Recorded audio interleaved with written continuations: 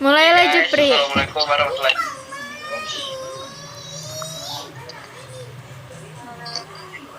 Akan em, membahas tentang diskusi tentang disintegrasi nasional.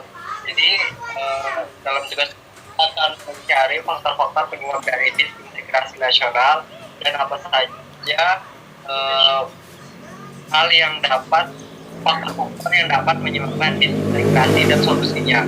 Jadi langsung aja mungkin ke orang yang pertama yang dapat menjelaskan, ya Sinta, menurut Anda apa saja sih yang dapat menyebabkan disintegrasi bangsa? Silakan. Nah, menurut saya itu salah satu faktor yang dapat menyebabkan disintegrasi bangsa itu iklim politik yang kurang sehat. Maksudnya gini, kita tuh sering mendapatkan atau kita temui berita yang kurang mengenakan dari dunia perpolitikan di Indonesia. Misalnya kemarin tuh seperti Dewan Perwakilan Rakyat yang mengesahkan undang-undang hak cipta kerja, di mana undang-undang itu banyak diprotes oleh masyarakat. Nah, terus hal ini yang mengakibatkan bahwa pandangan masyarakat itu terhadap politik pemerintah itu berbeda gitu. Maksudnya masyarakat berpikir bahwa partai politik yang berkuasa ternyata hanya mementingkan diri sendiri, memperhatikan kepentingan rakyat. Terjadinya perpecahan di tengah masyarakat ketika membahas permasalahan politik. Nah, terus solusinya tuh kita bisa cari bersama-sama gitu. Oke. Menurut kalian untuk solusi ini apa ada yang mau menambahkan untuk solusi politik yang kurang bagus? Ada yang ingin menambahkan? Mungkin. Baiklah, saya mau nambahkan solusinya. Jadi menurut saya itu solusinya mungkin meningkatkan rasa tanggung jawab para politik, para tokoh politik untuk lebih meningkatkan rasa tanggung jawabnya terhadap tugasnya dan wewenangnya. Seperti itu sih kurang lebih. Jadi menurut Ayu Soraya, dengan kita menambahkan rasa tanggung jawab sendiri kita itu dapat mengantisipasi iklim politik yang kurang baik. Iya. Terkhususnya tokoh-tokoh politik yang ada untuk lebih meningkatkan rasa tanggung jawab terhadap kerjanya. Jadi dengan rasa tanggung jawab yang ditambahkan, terus ada yang lain?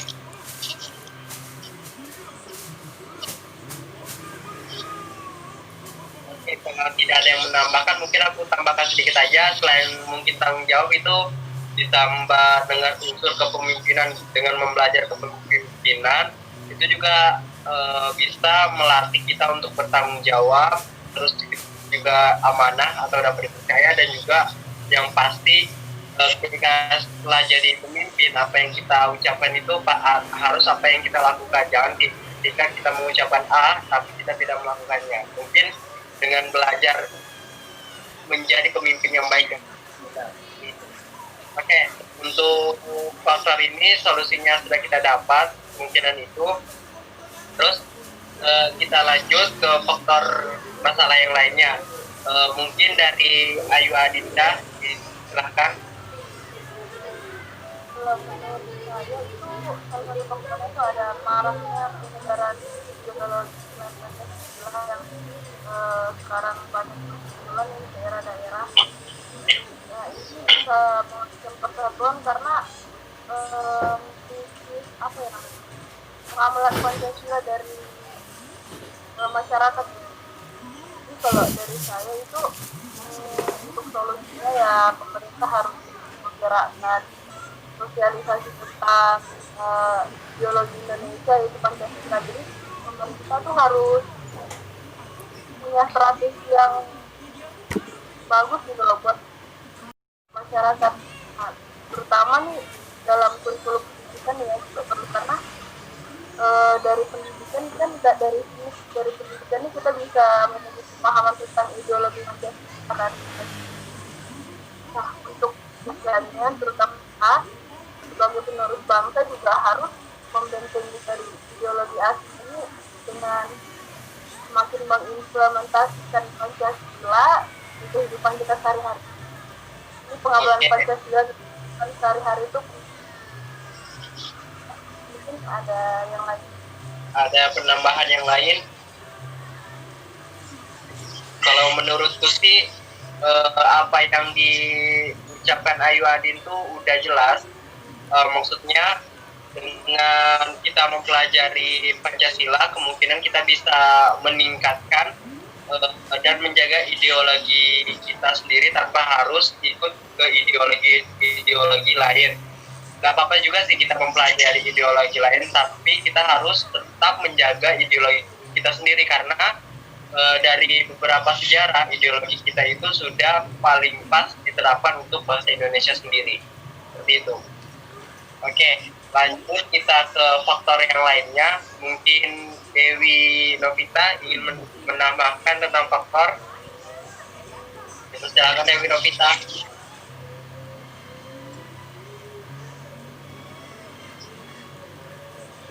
Ya, seperti ada pun faktor yang lain, yaitu ketimpangan di bidang demokrasi.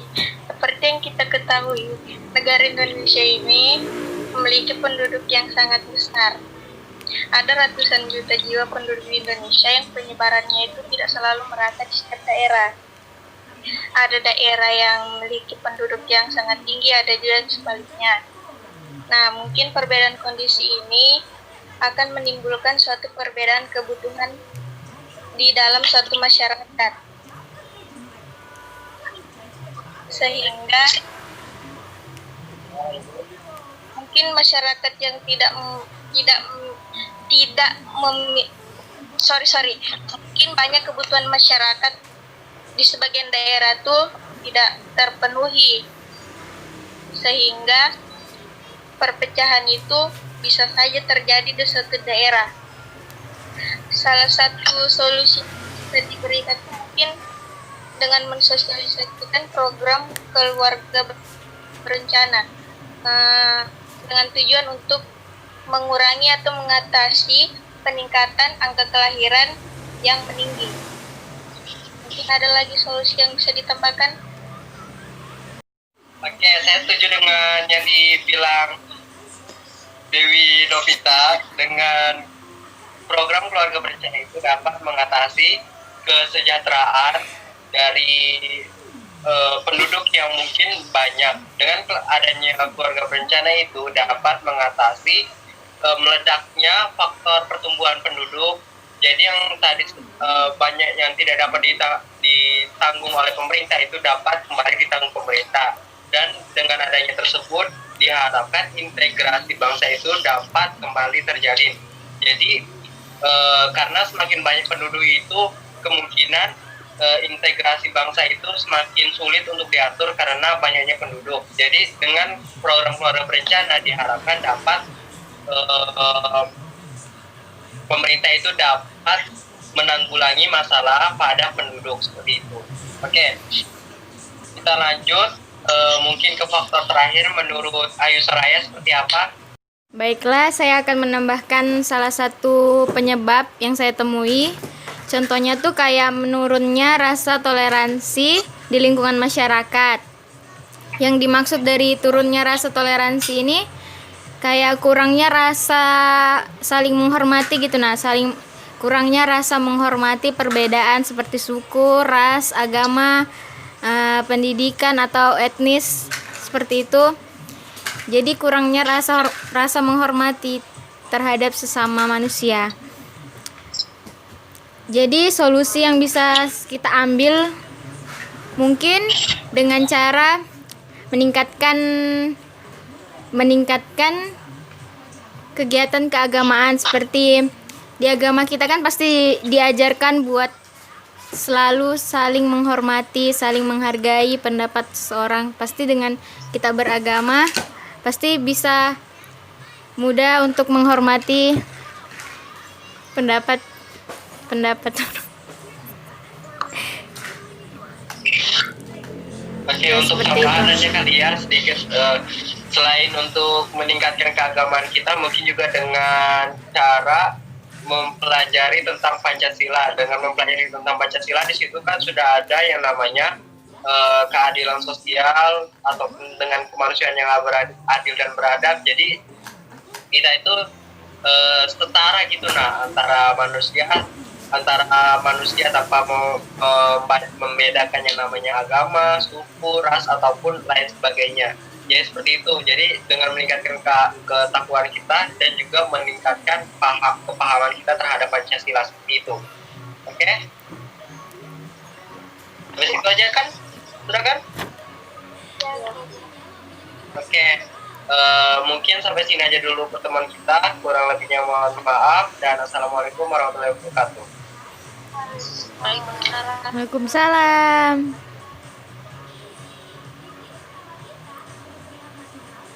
Rekam lagi sudah.